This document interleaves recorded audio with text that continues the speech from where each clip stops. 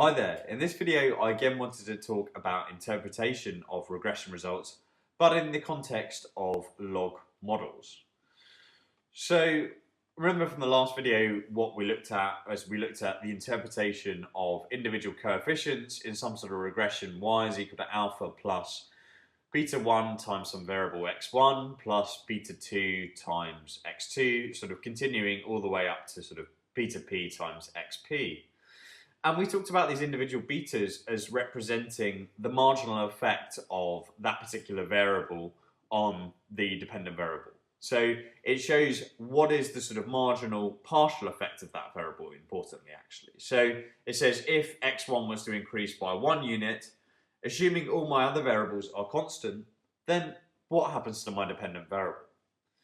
Okay, so that was the case where we sort of had a wholly linear model. What happens if instead I regress sort of log y on sort of the logs of my independent variables? So I sort of have beta 1 times log of x1 plus beta 2 times log of x2, yeah, sort of continuing all the way up to beta p times log of xp. Well, what do the individual beta coefficients here actually mean? Well, I guess you can still think about them in the same terms as we sort of thought about the linear regression, but in this circumstance it doesn't quite mean exactly the same. In this context it says, well, if log x1 increased by 1 unit, what would be the corresponding increase in log y? Okay, that's quite a clunky description about what's going on, and it doesn't really tell us anything. In fact, if we go through and we sort of differentiate, or we find the differential of both sides, then we find that dy over y is equal to beta 1 times dx1 over x1. So I'm sort of assuming that all the other variables are constant. The only thing we're varying is x1. Then if we sort of differentiate logs, we always get sort of 1 over that variable. So that's why we've got the sort of dy divided by y equals beta 1 times dx1 over x1. So if we rearrange this, then we get an expression for beta 1, which is that beta 1 is equal to x1 over y times dy over dx1.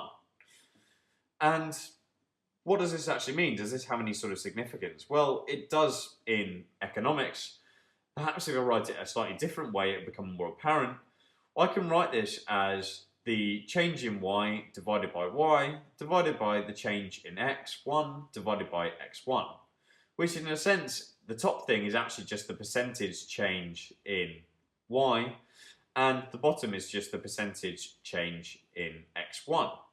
So actually what beta 1 represents in this sort of log model is it represents elasticities. So in particular it shows what is the sort of partial elasticity of my dependent variable with respect to that particular independent variable. So assuming that all the other variables are constant, what would be the percentage increase in my dependent variable from a 1% increase in that variable in question? Okay, so that's the example where I've got sort of both my independent and my dependent variable being logged. What happens if I just have, let's say, my dependent variable? So I've got log y is equal to alpha plus beta 1 times x1 plus da da da. Yeah, in this context, what does beta 1 represent here? Well, you can still think about it in percentage terms. Although beta 1 shows here, what is the percentage increase in y from a 1 unit increase in x1? So because we haven't logged x1, we're talking about sort of what is the effect of a level change in x1 in percentage terms on y. So that's the case if I have a log dependent variable. If I have a non-log dependent variable and I have a sort of logged independent variable, what does beta 1 now represent? Well, beta 1 represents in this context, beta 1 represents the increase in y in terms of its units that would be associated with a 1% increase in x1.